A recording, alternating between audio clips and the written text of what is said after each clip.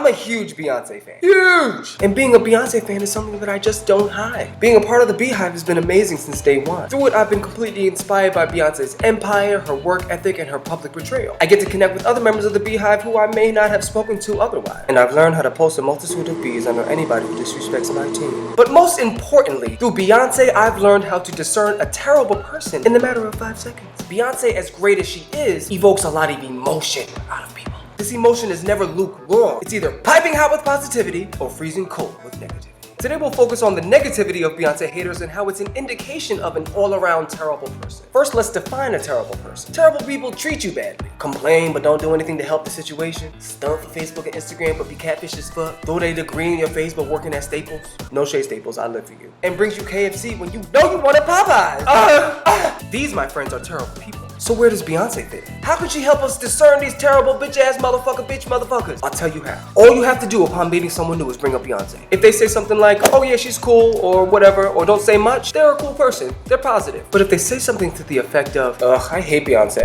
you got yourself a terrible person! Well, why? First of all, if you hate anything other than like racism and homophobia or stuff like that, you're a hateful person, and hateful people are automatically terrible people, because they hate stuff. Who wants to hate stuff? Especially when it comes to Beyonce, because you really don't hate her. You don't hate her music. You don't hate her style. You don't hate her beautiful child. That's just what you tell yourself. Underneath all that shit in your subconscious, you don't really hate her. You hate the fact that everyone loves her.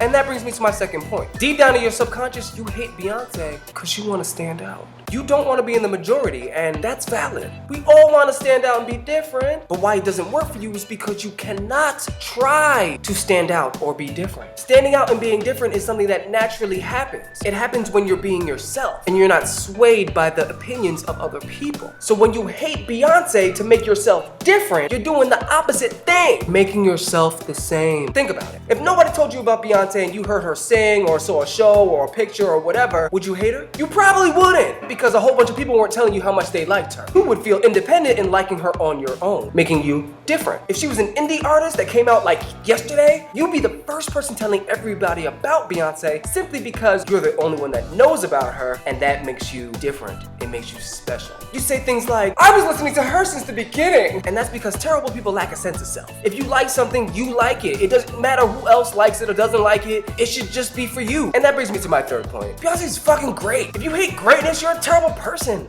Oh, Beyonce's not great? Let me tell you why she's great.